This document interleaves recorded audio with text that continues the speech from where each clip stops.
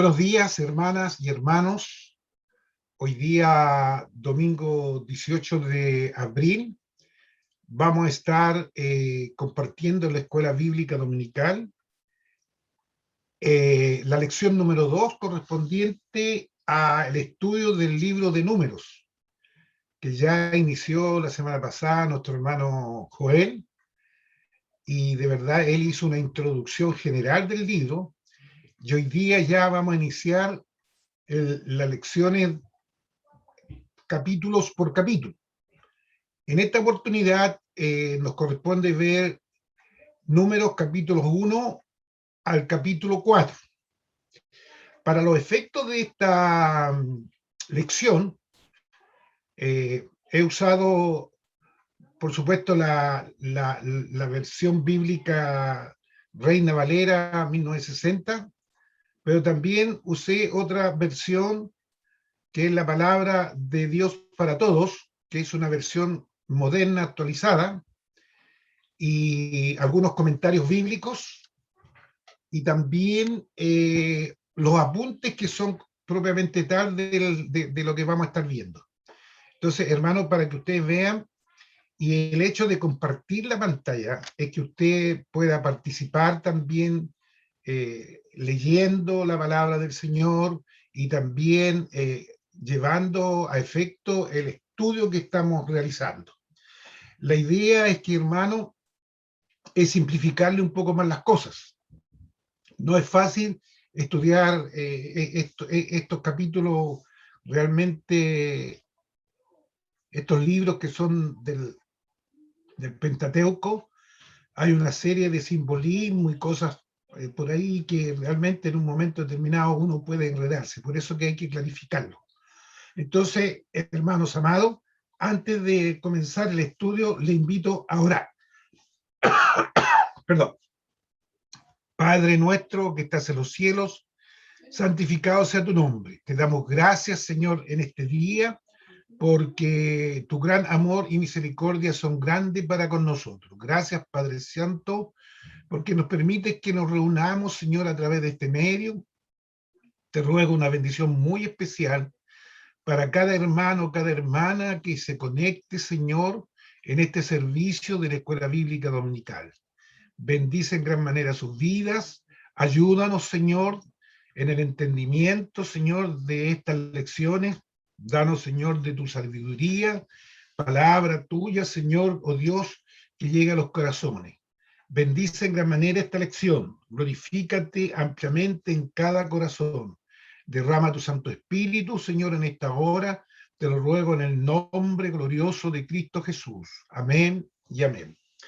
Bien, hermanos, vamos a iniciar este estudio leyendo en Números capítulo 1, versículo 1 al 5. Nuevamente repito, esta es la versión palabra de Dios para todos. Y dice así la palabra del Señor.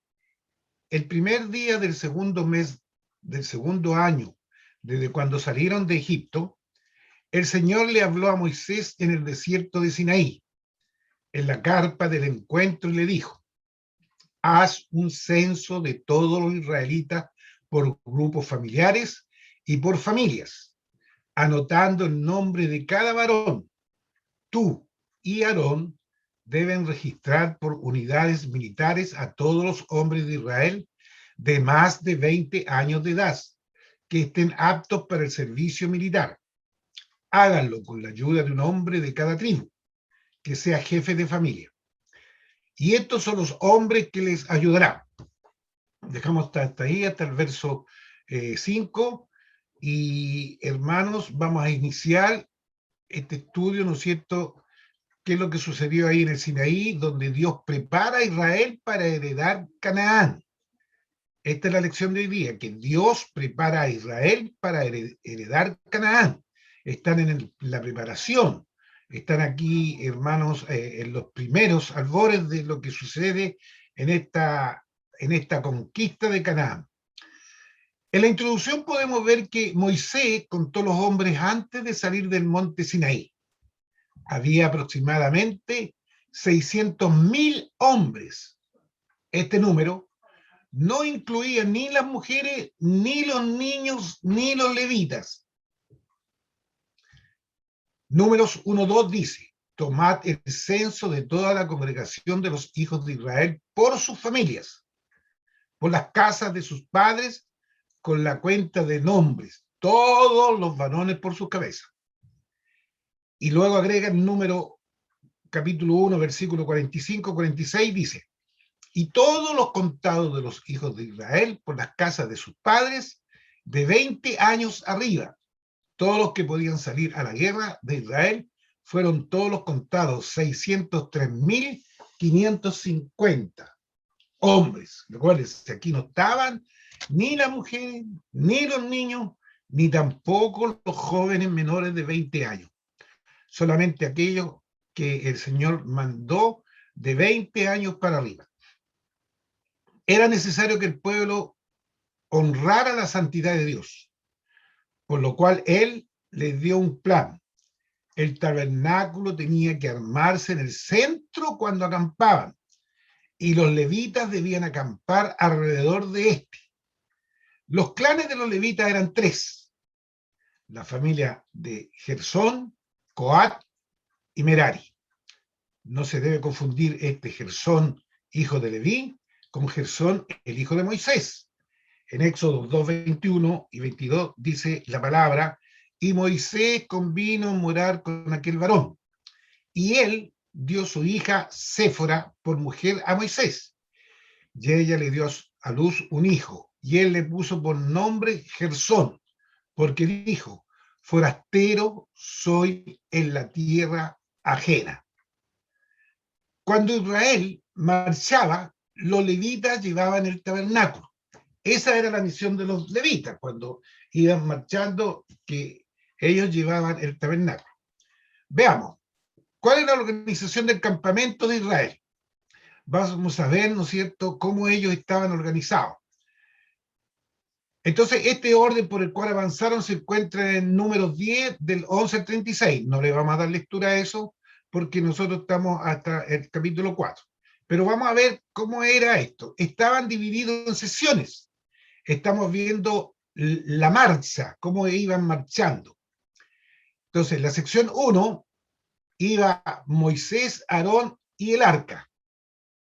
Después, en la sección 2 se encontraba la tribu de Judá con las alabanzas y también llevando la bandera, o sea, el estandarte, lo que los representaba. Y en ellos estaban también la tribu de Isaacar y Zabulón. En la sección 3 estaba Gersón, Merari, y que llevaban el tabernáculo. Estos eran los hijos de Leví.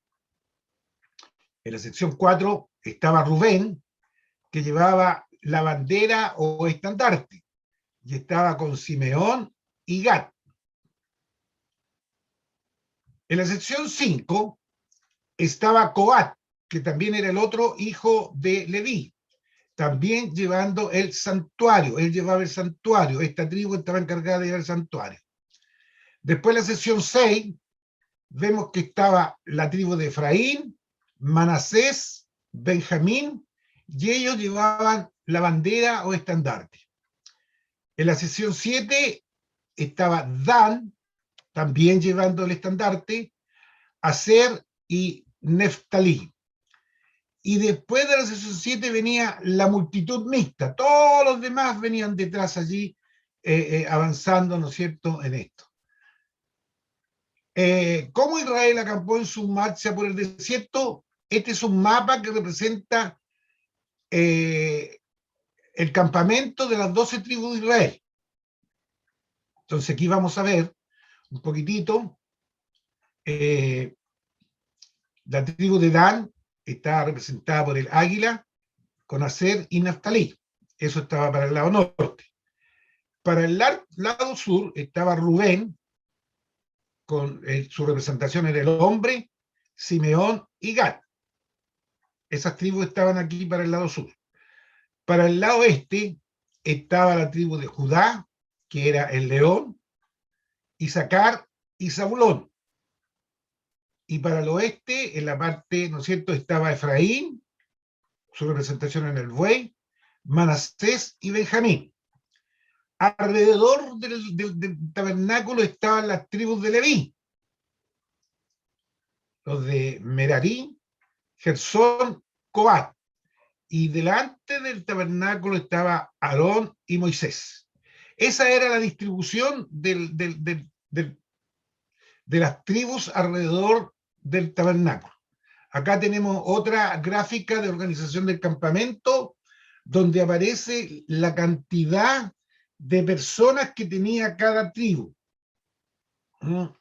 La tribu de Dan tenía 62.700 hombres. Recuerden que eran hombres mayores de 20 años para la guerra. Aser tenía 41.500. Neftalí, 53.400. Después, la otro sector estaba por Benjamín con 35.400, Manasé 32.200, Efraín 40.500, Gad 45.650, Simeón 59.300, Rubén 46.500. Y tenemos que estaba en el otro sector estaba Judá con 74.600 hombres, Isaacar 54.400 y Zabulón 57.400. Y alrededor del tabernáculo estaban los levitas y estaban los meraritas con 6.200 hombres, Gersón con 7.500 y los coatitas con 8.600. Y adelante iba Moisés y Aarón. Y el tabernáculo, ¿no es cierto?, estaba en el medio, en el centro. Ahí estaba, en el centro, estaba y custodiado, por supuesto, por todas las tribus alrededor de ellos. Esa era la organización del campamento. ¿Cuál era el plan de marcha para las tribus de Israel? Cuando marchaban, cuando iban caminando, lo que vimos anteriormente. Los levitas llevaban el arca del pacto. Iban con Moisés y Aarón a la cabeza. Después, en segundo orden, iba Judá, Isaacar y Zabulón. Ellos, los de Judá, estaban encargados de las alabanzas y el resto de la tribu llevaban la bandera o estandarte. En tercer lugar estaban los gersonitas y los meraritas, que llevaban el tabernáculo. Ellos eran los encargados de transportar todo el tabernáculo. En el número 4 estaba Rubén, Simeón y Gad, llevando también el estandarte, llevando la bandera. Número 5, los coaitas llevaban los muebles del tabernáculo. O sea, ellos llevaban el santuario. Y en sexto lugar estaba Efraín, Manasés, Benjamín, también llevando la bandera. Y en el séptimo lugar iba la tribu de Dan, Aser, Neftalí, también llevando la bandera o estandarte. Y por último iba la multitud mixta. Hermano, en este plan de marcha, cada una, las tribus, tenían una responsabilidad, ¿ya? Pero nosotros en este estudio vamos a ver las responsabilidades mayores. No los vamos a detener mucho en ese aspecto, sino que vamos a ir viendo a través de todo este estudio cuáles eran las responsabilidades mayores, ¿ya? Como, por ejemplo, los coaitas tenían que llevar el santuario, que es lo que los hermanos, los que llevaban el arca del pacto y los que llevaban el tabernáculo, y de qué estaba compuesto. Recordemos que este tabernáculo de unión ya lo vimos en estudios anteriores, incluso hubo una representación, cuando estábamos en la iglesia, como estábamos en presencial, un hermano presentó un esquema del tabernáculo, y cada una de las clases tuvo la oportunidad de verlo, cuál era la configuración. No los vamos a detener en ese aspecto porque no es lo que llevamos hoy día el estudio del tabernáculo. Entonces, la nación de Israel estaba organizada en tribus, por varias razones. ¿Cuáles eran las razones por qué Dios mandó este mandato de organizar en tribus? En tribus. Primero, era un medio eficaz de administrar y gobernar un grupo tan grande. Recordemos que ya dijimos la cifra, eran 600.000 solamente varones. Ya eso hay que sumarle las mujeres, los menores de 20 años, los niños, las guaguas y todo lo demás. Entonces era un grupo muy numeroso. No era fácil trasladar a toda esta gente. Entonces, número uno, era un medio eficaz de administrar y gobernar un grupo tan grande. O sea, poder, ¿no es cierto?, dividirlo en tribus. Número dos, hacía más fácil la división de la tierra prometida. Claro, no era llegar y si no tuvieran este tipo de organización, realmente habría sido bastante complejo llegar a la tierra prometida y no tener una división como corresponde. Tres, era parte de su cultura y herencia. La gente no era conocida por su apellido, sino por su familia, clan y tribu. Ellos estaban divididos en familia, en clanes y tribu. Por lo tanto, usted se podía reconocer a través. Por eso que cada una de las tribus, allí las tribus llevaban su bandera, llevaban su estandarte. Se podía llevar más fácilmente un registro de las genealogías cuando las tribus estaban juntas. La genealogía era la única forma de demostrar que uno era un miembro legítimo del pueblo escogido de Dios. O sea, no admitían a intrusos dentro del pueblo de Dios. Ya, si no estaban en la genealogía, lamentablemente eran expulsados del campamento. No estaban con ellos. Los viajes eran más eficientes. Todas las personas conocían el estandarte de su tribu. Aquí está, ¿ves? Todas las personas conocían el estandarte de su tribu. Entonces, ese, digamos, era el punto de encuentro de las personas. Claro, pues en medio de, imagínense un joven, un niño, en medio de tanta multitud, perfectamente se podía perder.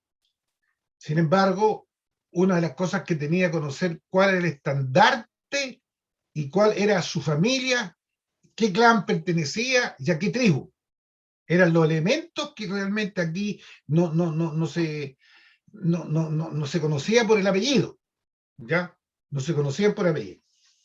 Entonces, esta especie de bandera, ¿qué es lo que permitía?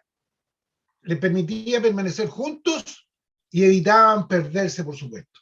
Claro, más de algunos, muchos se perdían en la multitud, pero realmente había una forma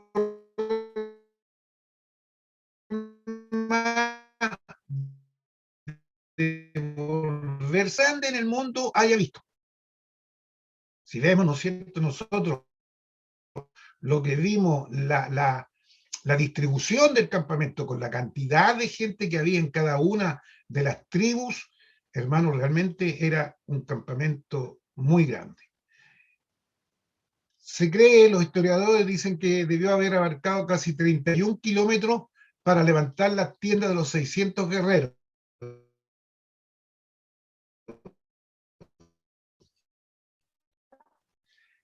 A ver, una distancia pero enorme. Yo sé que de Valparaíso allí a Los Vázquez había aproximadamente como 30 kilómetros. De Valparaíso a Los Vázquez. Yo no sé, de aquí, de Villa Alemana a Valparaíso, más o menos anda como la misma distancia. Entonces, todo ese espacio necesitaban para poder levantar las tiendas. Y de los 600.000 guerreros, sin considerar a las mujeres y a los niños, volvemos a repetir. Moisés seguramente tuvo dificultades para manejar un grupo tan grande. Obvio, imagínense un hombre manejar a 600.000 personas, evidentemente que de repente habían algunos brotes en medio de toda esta multitud. En la primera etapa del viaje, y en el monte Sinaí, el pueblo fue básicamente obediente tanto a Dios como a Moisés. Pero cuando el pueblo abandonó el monte Sinaí, repentinamente comenzó a quejarse, a refunfuñar y a desobedecer. Pronto surgieron los problemas y Moisés ya no pudo manejar de manera eficaz a los israelitas. Los libros de Éxodo, Levítico y Números presentan un tremendo contraste entre lo mucho que podemos lograr cuando obedecemos a Dios y cuán poco podemos realizar cuando no lo hacemos. O sea, la clave del éxito en las cosas de Dios es la obediencia a Dios. Eso es lo que podemos, ¿no es cierto?, resaltar y concluir. Vamos a ver en Números 2 del 1 al 34. Vamos a ver el ejército del Señor, cómo estaba compuesto, cómo era la situación. Introducción. La mayoría de las naciones tiene fuerzas armadas. Si evidentemente en todo el mundo, ¿no es cierto?, las fuerzas armadas son para resguardar la soberanía de las naciones y también ayudar en el orden mismo de la nación. Por eso que todas las naciones tienen fuerzas armadas. Dios tiene un ejército espiritual que abarca todo el tiempo y todo el mundo. Yo creo que el ejército más grande que existe en el mundo es el ejército espiritual. En el capítulo 2 enfoca el gran ejército de Dios, donde Dios es su comandante. Aquí tenemos la expresión: Jehová habló a Moisés y a Aarón. Entonces, cuando Jehová habla a Moisés y a Aarón, Dios da instrucciones a sus soldados. Eso lo vemos en el versículo 1. Dios posee la autoridad para hablar. Tiene prioridad sobre los demás. Más de 600.000 personas guardaron silencio al hablar Dios. Dios razona y muestra bondad hacia su pueblo. Al mismo tiempo, es la máxima autoridad. Sí, recordemos que Dios es nuestro comandante superior, es el que manda todo. Él es el que manda, ¿no es cierto?, a su ejército. El ejército de Jehová tiene solamente un comandante en jefe, y ese es Dios. Y hermanos, y a Él le debemos obediencia. Dios es la respuesta a las necesidades humanas. Buscamos distintas soluciones a nuestros problemas, pero Dios es la solución única y auténtica a todos los problemas de la humanidad. Dependemos de Él y estamos bajo control. Pero hermano, usted dirá, y hoy día cuando estamos en estas situaciones, en estas condiciones, cuando hoy día estamos con esta pandemia mundial, donde realmente no hay, pareciera que no hay soluciones. Bueno, ¿y cómo las otras pandemias? Yo tengo la solución, por hermano. Hubo pandemias que duraron 20 años. Y aquí, y acaso el mundo no salió adelante, acaso los hermanos no salió adelante, que Dios tiene el control, pues, y Él sabe, porque Él tiene propósitos a través de estas situaciones. Dios tiene el control absoluto de todo aquello. Entonces, Él dirá, la palabra, ¿no es cierto?, a nosotros nos indica que debemos deleitarnos a sí mismos en el Señor, debemos deleitarnos. Y Él va a conceder las peticiones de nuestro corazón. Por eso que es importante, hermano, que nosotros no debemos descuidar nuestra oración adelante del Señor. No debemos descuidar aquello. Debemos estar, hermano, y la verdad que a través del estudio de oración y adoración que hemos hecho los días jueves, hemos aprendido realmente cómo debemos orar delante del Señor.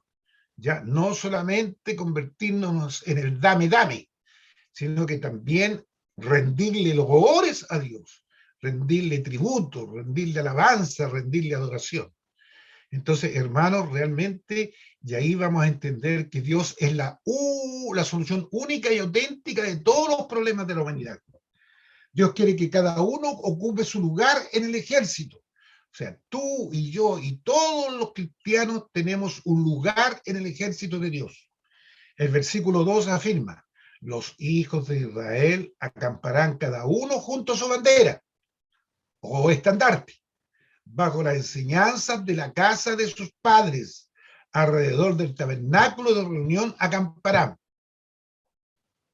Lo más importante que tenemos que entender, hermano, que Dios nos conoce y anhela que estemos en el lugar que nos corresponde. La verdad de ocupar el lugar que corresponde.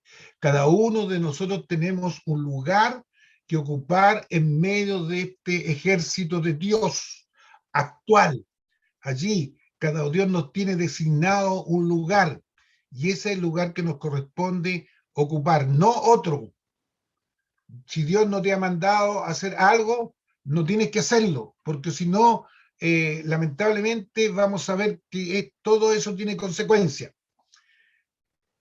Lo que hablamos se aplica a la vida de la iglesia. Cada uno tiene un lugar que ocupar. En Josué 3 cuenta cómo los hebreos ocuparon sus respectivos lugares al prepararse para cruzar el Jordán. Sentimos reverencia hacia Dios en su ejército. El versículo 2 dice que el pueblo acampó a cierta distancia. Ese centro de adoración se había convertido en la morada de Dios. Todos tenían que respetar la presencia de Dios. Recordemos que el tabernáculo, allí en el centro estaba, ¿no es cierto?, el lugar santísimo. Y ahí estaba la presencia misma de Dios. Ahí estaba. Entonces tenían que ver con respeto, con devoción. No era cualquier cosa, hermano. En 2 Samuel 6 al 11, vamos a ver este relato donde una persona queriendo hacer el bien, vamos a ver qué es lo que pasó. Dice así la palabra. Cuando llegaron a la era de Macón, Usa extendió su mano al arca de Dios y la sostuvo porque los bueyes tropezaban. Y el furor de Jehová se encendió contra Usa y lo hirió allí Dios por aquella temeridad. Y cayó allí muerto junto al arca de Dios. Y se entristeció David por haber herido Jehová a Usa. Y fue llamado a aquel lugar Pérez Usa hasta hoy. Y temiendo David a Jehová, aquel día dijo, ¿cómo ha de venir a mí el arca de Jehová? De modo que David no quiso traer para sí el arca de Jehová a la ciudad de David. Y la hizo llevar David a casa de Obed Edom Geteo. Y estuvo el arca de Jehová en casa de Obed Edom Geteo 3 meses. Y bendijo Jehová a Obed Edom y toda su casa. Encontramos una historia que nos enseña que no debemos descuidarnos con el Santo de Israel. Dios llama a su pueblo a ser organizado. El Señor quiere que hagamos todo decentemente con orden. 1 Corintios 14:40 dice esa expresión. Las 12 tribus organizaron bien a sus integrantes de acuerdo con las instrucciones de Dios. Si bien es cierto, en el mapa que vimos anteriormente, ahí veíamos que tenían una organización militar, pero extrema, bien, y estaban bien organizados porque habían seguido todas las instrucciones de Dios. ¿Qué pasa esto en nuestra iglesia? Cuando hablamos de nuestra iglesia me refiero a la iglesia universal, no a nuestra denominación o congregación. Cada iglesia funciona mejor si el concilio de la iglesia se reúne y planifica bien el trabajo que necesita realizarse y cómo se realizará. En lo práctico, el motor de un auto es organizado. Un pastel tiene una receta. ¿La obra de Dios no tiene que ser cuidadosamente planificada y ejecutada? El pueblo de Dios necesita mantener su atención centrada en Dios. El verso 17 dice que el tabernáculo estaba en el centro de las tribus de Israel. Las tribus lo rodeaban, dándose la cara y teniendo sus ojos puestos sobre el tabernáculo, por lo tanto sobre Dios. Aprendemos importantes lecciones pensando en Dios y su arca. Aprendemos del perdón del Señor. Los sacrificios eran llevados al tabernáculo en el centro del campamento. Así, cada día recordaban el sacrificio y el perdón. aprendemos una lección sobre santidad cuando miramos hacia Dios. Él es santo y quiere que su pueblo sea santo. La presencia santificadora de Dios nos indica cuándo hemos de movernos con Él. ¿Cuál sería nuestra conclusión de este capítulo 2? Dios en siglos pasados tenía un gran ejército y aún lo tiene. ¿Quién puede no querer ser parte de su glorioso ejército? Amén. Creo que todos nosotros, los que hemos sido redimidos con la sangre del Cordero, somos parte del ejército de Dios y queremos seguir permaneciendo en él. Vamos ahora a entrar a números 3 y 4. En el tiempo de la primera Pascua, en Éxodo 13:2, el Señor habla, ¿no es cierto?, a su pueblo y le dice: conságrame todo primogénito, cualquiera que abra matriz entre los hijos de Israel, así de los hombres como de los animales, mío es. Palabra del Señor. Jehová hablando. Dios instruyó a cada familia israelita que todo hijo primogénito debía ser consagrado a él. En Números 3, 40 y 51, la palabra del Señor dice así: y Jehová dijo a Moisés, hablando Jehová directamente con Moisés: cuenta todos los primogénitos varones de los hijos de Israel, de un mes arriba, y cuéntalos por sus nombres, y tomarás a los levitas para mí, en lugar de todos los primogénitos de los hijos de Israel, y los animales de los levitas en lugar de todos los primogénitos de los animales de los hijos de Israel.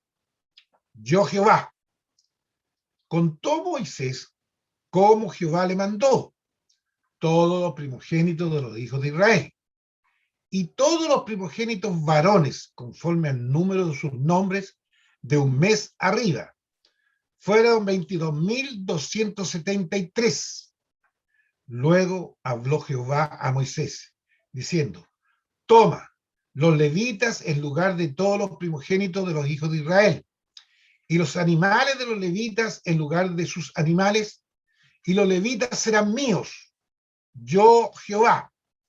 Y para el rescate de los 273 de los primogénitos de los hijos de Israel, que exceden a los levitas, tomarás 5 ciclos por cabeza, conforme al ciclo del santuario los tomarás. El ciclo tenía 20 gueras, que era la unidad de medida, ¿no es cierto?, de ese tiempo. Se está tratando de monedas. Y darás a Aarón y a sus hijos el dinero del rescate de los que exceden.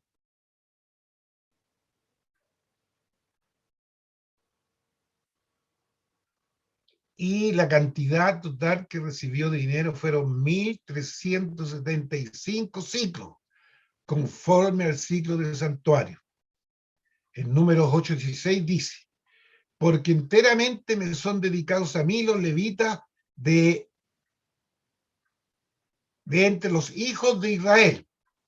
En lugar de todo primer nacido, lo he tomado para mí en lugar de los primogénitos de todos los hijos de Israel. Eran apartados para asistir a Moisés y a Aarón en el ministerio del pueblo. Sin embargo, esto solo fue una medida temporal. Aquí Dios escogió a todos los hombres de la tribu de Leví para reemplazar a los hijos primogénitos de todas las tribus israelitas. Estos hombres, llamados levitas, eran apartados para cuidar del tabernáculo y ministrar al pueblo. Todos los sacerdotes debían pertenecer a la tribu de Leví. O sea, si usted no pertenecía a la tribu de Leví, no podía ser sacerdote. Pero no todos los levitas eran sacerdotes. Los levitas debían cumplir 25 años de edad antes de entrar al servicio. Probablemente recibían 5 años de instrucción en el trabajo antes de ser admitidos al servicio pleno a la edad de 30 años. O sea, tenían que tener 5 años de instrucción. Y no era no menor el trabajo que tenían que desarrollar. Veamos los siervos escogidos de Dios. Vamos al número 3 del 1 al 51. Introducción. Cierto hacendado romano de la antigüedad poseía 7.000 bueyes, 250.000 vacas y 4.166 esclavos. ¿Conoce usted a alguien que tenga 4.000 siervos? Dios los tiene. El capítulo 3 del número cuenta que Dios tenía 22.000 levitas que eran sus siervos escogidos. Los siervos de Dios aprenden que el pecado acarrea el juicio. Donde surge el pecado, surge la ruina. Romanos 6:23 dice, porque la paga del pecado es muerte, mas la dádiva o regalo de Dios es vida eterna en Cristo Jesús, Señor nuestro. Veamos un ejemplo, hermanos, práctico aquí en la palabra de Dios. Nadab y Abiú, los hijos de Aarón, ofrecieron fuego extraño ante el Señor. Números 3, versículo 4. Pero Nadab y Abiú murieron delante de Jehová cuando ofrecieron fuego extraño delante de Jehová en el desierto de Sinaí y no tuvieron hijos. Y Eleazar e Itamar ejercieron el sacerdocio delante de Aarón, su padre. El fuego extraño era un fuego común que no había sido tomado del altar sagrado de Dios. 5 veces se relata este incidente con el fin de que aprendamos los peligros del pecado. Podemos pecar deliberadamente y sufrir las consecuencias. Nadab y Abiú habían estado en el monte sagrado, su gloria, Éxodo 24:9. Y dice la palabra allí, y subieron Moisés y Aarón, Nadab y Abiú, y 70 de los ancianos de Israel. Luego agrega en Éxodo 24, 15, 18, entonces Moisés subió al monte y una nube cubrió el monte, y la gloria de Jehová reposó sobre el monte Sinaí, y la nube lo cubrió por 6 días, y al 7º día llamó a Moisés del medio de la nube, y la apariencia de la gloria de Jehová era como un fuego abrasador en la cumbre del monte, a los ojos de los hijos de Israel. Y entró Moisés en medio de la nube y subió al monte, y estuvo Moisés en el monte 40 días y 40 noches. Pero después no tuvieron en cuenta su santidad y sufrieron por su pecado. El pecado no hace acepción de personas. No importa los vínculos de influencia que uno tenga cuando peca. El pecado es peligroso. Los 2 sacerdotes eran hijos de Aarón y sobrinos de Moisés, pero sufrieron la muerte. Dios usa a quienes consagran su vida a Él. El versículo 9 dice que hemos de estar enteramente entregados a Dios. Así lo hicieron los levitas. Conocemos la historia del becerro de oro. En esa oportunidad Moisés desafió, ¿quién está de parte de Jehová? Únase conmigo. En Éxodo 32:26 dice la palabra. Se puso Moisés a la puerta del campamento y dijo, ¿quién está por Jehová? Júntese conmigo. Y se juntaron con él todos los hijos de Leví. Solo los levitas lo hicieron. Entonces Dios eligió para ser sus siervos escogidos. Podemos hacer lo que los levitas y ponernos del lado de Dios. Los levitas consagrados pasaron a ser los ayudantes de Dios. Debían ministrar a Aarón, ayudaban al sumo sacerdote. Nosotros servimos al gran sumo sacerdote que es Jesús, Señor nuestro. Los creyentes consagrados pertenecen a Dios. En Números 3:12, Dios dice, he aquí yo he tomado los levitas de entre los hijos de Israel en lugar de todos los primogénitos. Los primeros nacidos entre los hijos de Israel serán pues míos los levitas. En 1 Corintios 6, 19 al 20, la palabra del Señor dice, ¿O ignoráis que vuestro cuerpo es templo del Espíritu Santo, el cual está en vosotros, el cual tenéis de Dios, que no sea, y que no sois vosotros, porque habéis sido comprado por precio? Glorificad, pues, a Dios en vuestros cuerpos y en vuestro espíritu, los cuales son de Dios. Hermano, esta palabra nos está hablando directamente a nosotros. Los creyentes consagrados son útiles a Dios debido a su consagración. La consagración es más importante que los talentos, que la capacitación o la posición financiera o social. Los siervos de Dios tienen distintas responsabilidades. Aprendamos los nombres de los 3 hijos de Leví: Gersón, Coat y Merari. Las tareas de Gersón las vemos en Números 3, 23 al 26. Dice así la palabra del Señor: las familias de Gersón acampaban a espaldas del tabernáculo al occidente, y el jefe del linaje de los gersonitas, Eliasaf, hijo de Lael, a cargo de los hijos de Gersón, en el tabernáculo de reunión estarán el tabernáculo, la tienda y su cubierta, la cortina de las puertas del tabernáculo de reunión, las cortinas del atrio y la cortina de la puerta del atrio, que están junto al tabernáculo y junto al altar alrededor, asimismo sus cuerdas para todo el servicio. Recuérdense que anteriormente yo les dije, vamos a ver más adelante las tareas de cada uno de ellos, y aquí están mencionando las tareas de cada uno de los hijos de Leví. Los deberes de Coat, números 3, 29, 32, dice: las familias de los hijos de Coat acamparán al lado del tabernáculo al sur, y el jefe del linaje de la familia de Coat, Elisafán, hijo de Uziel.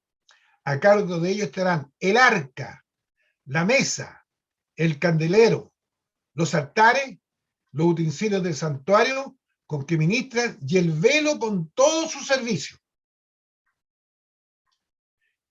No era menor el trabajo que tenían, ¿eh? Las tareas de Merari, el tercer hijo de Leví, ¿no es cierto? Números 3, 36, 37, a cargo de los hijos de Merari. Estará la custodia de las tablas del tabernáculo, sus barras, sus columnas, sus basas, todo su enseres, con todo su servicio. Las columnas alrededor del atrio, sus basas, sus estacas y sus cuerdas. Ninguno de los 3 hijos de Leví se quejó de la ubicación que le dio ni de las tareas que le fueron asignadas. Trabajo diversificado, un espíritu unido. Lo necesitamos, ¿verdad? Conclusión: no podemos pagar a otros para que ocupen nuestro lugar. Todos somos sacerdotes de Dios. Somos el pueblo comprado por Dios. Primera de Pedro 1, 18 y 19 dice la palabra: sabiendo que fuiste rescatado de vuestra vana manera de vivir, la cual recibiste de vuestros padres, no con cosas corruptibles como oro o plata, sino con la sangre preciosa de Cristo, como de un cordero sin mancha y sin contaminación. Nuestro precio que pagó nuestro Señor por nosotros es alto.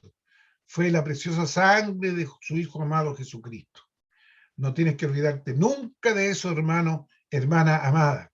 Fuimos comprados por precio de sangre. Y eso no tiene valor alguno.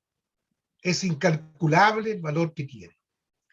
Todos los cristianos pueden ahora acercarse a la presencia de Dios sin temor, ya que el propio Hijo de Dios alienta a sus seguidores para que lo hagan. La culpa del pecado puede ser colocada detrás de nosotros cuando nos damos cuenta de la relación especial que lo podemos tener con Dios basada en lo que Cristo ha hecho por nosotros.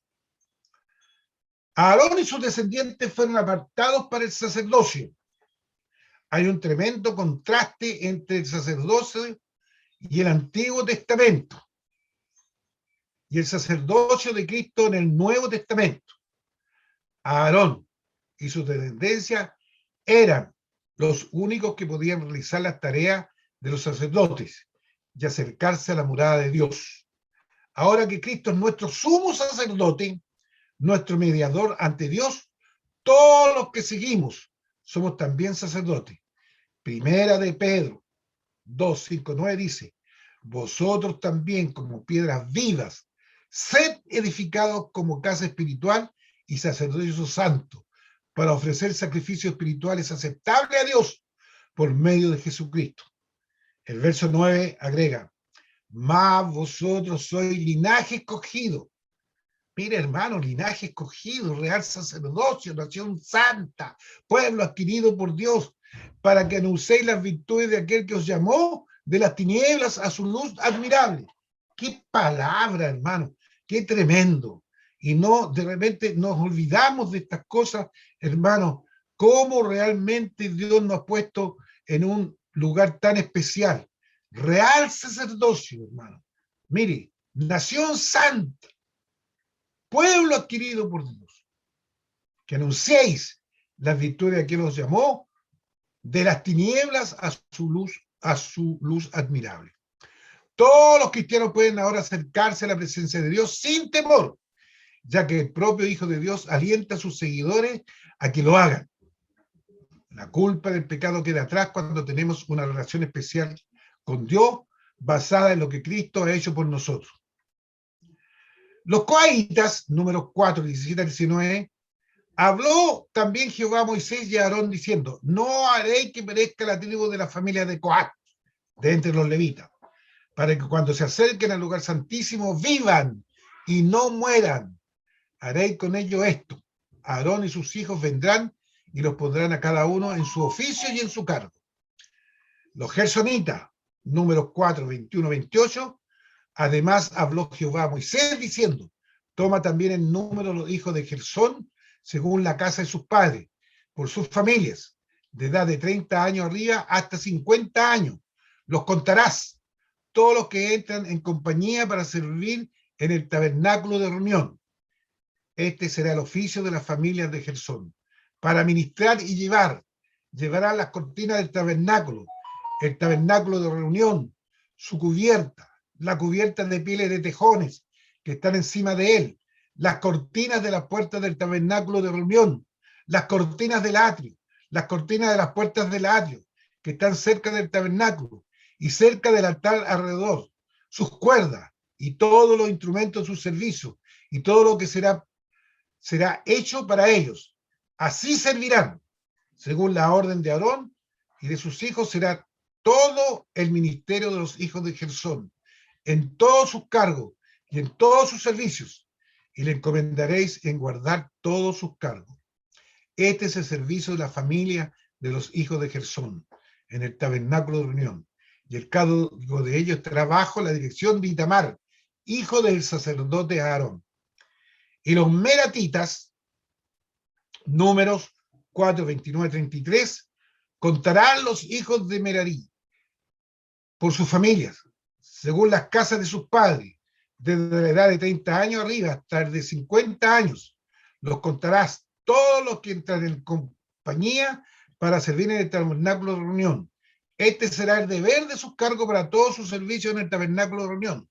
Las tablas del tabernáculo, sus barras, sus columnas y sus basas, las columnas del atrio, alrededor de sus basas, sus estacas y sus cuerdas, con todos sus instrumentos y todos sus servicios, y consignará por sus nombres todos los utensilios de ellos, tienen que transportar.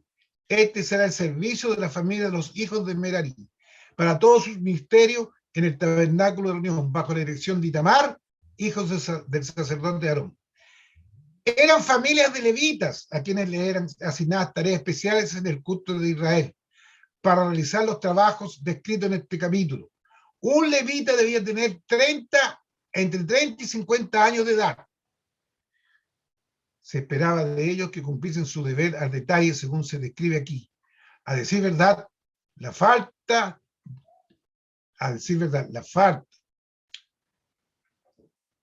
del cumplimiento de esto significaba la muerte. Números 4:20 dice, no entrarán para ver cuando cumplan las cosas santas porque morirán.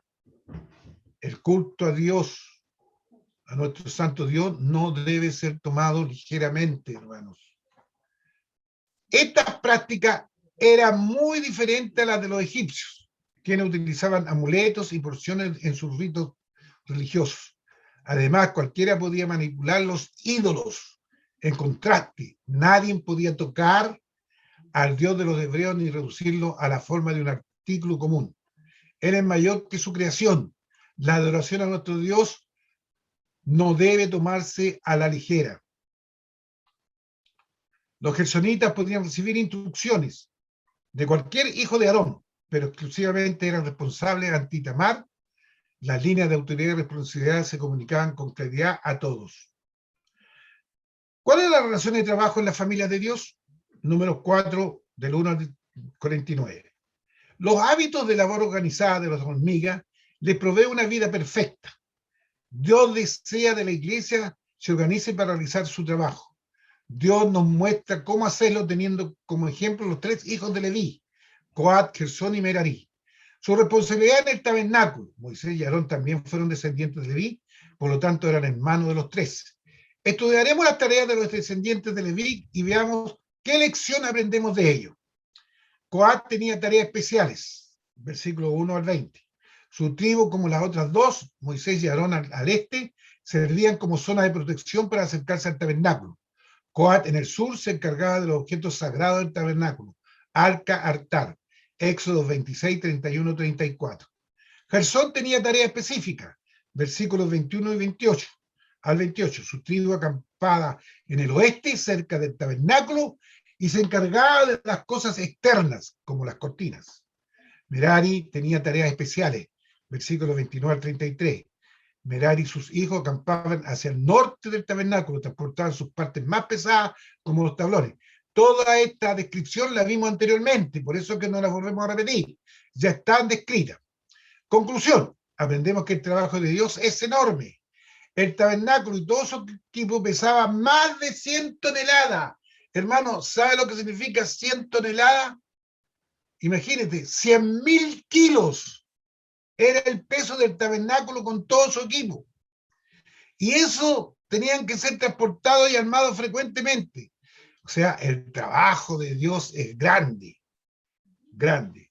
Se necesita gente preparada para hacer el trabajo de Dios. El servicio del tabernáculo ilustra la preparación espiritual. Algunas tareas son difíciles. Diferentes trabajos demandan diferentes talentos. Algunos tienen más talento o capacitaciones para ciertos trabajos que otros. La obra de Dios necesita realizarse sin celos. Algunos trabajos se realizan bajo la supervisión de otros. Coat y los otros 2 lideraban su grupo, pero cientos de personas le ayudaban. Los lugares de servicio pequeños y menos conocidos son vitales. Dios premia el servicio común de la misma forma que es de renombre. Se necesitan muchos obreros. El equipo que hizo cargo del servicio del tabernáculo numeraba 8.580 personas. Somos interdependientes y todos trabajamos bajo el liderazgo de Dios. Cuando trabaje con otros, y aquí terminamos, hermanos, asegúrese que las líneas de autoridad entre usted y aquellos con los que trabajan queden claramente entendidas. Una buena comunicación construye buenas relaciones entre los hermanos. Damos gracias al Señor. Hemos terminado, hermano, este estudio. Te recuerdo, hermano, que vamos a continuar la próxima semana, el próximo domingo también, estudiando los capítulos que vienen a continuación. Le damos gracias al Señor. Te invito a orar. Padre, en el nombre de Jesús te damos gracias por tu grande amor, tu grande misericordia, por tu bondad. Gracias, Señor, porque tú a través de esta enseñanza, Señor, oh Dios, edifica nuestra vida espiritual y nos ayuda, Señor, a comprender y a entender cuál es nuestra posición delante de ti. Gracias, Señor amado, por cada una de estas enseñanzas. Te ruego una bendición muy especial por cada hermano, cada hermana que has conectado en este día. Bendice en gran manera cada familia representada. Glorifícate ampliamente en cada corazón. Fortalece ampliamente sus vidas. Y que esta, Señor, esta enseñanza quede con un entendimiento en cada uno de aquellos que estuvieron oyendo y los que lo oirán. Te doy gracias, Señor, oh Dios, porque, Señor, me has permitido, Señor, oh Dios, compartir con nuestros hermanos, con nuestra iglesia, y con todas aquellas personas que escuchan este mensaje, Señor, lo que tu palabra dice al respecto. Gracias, Padre, en el nombre de Jesús. Amén y amén.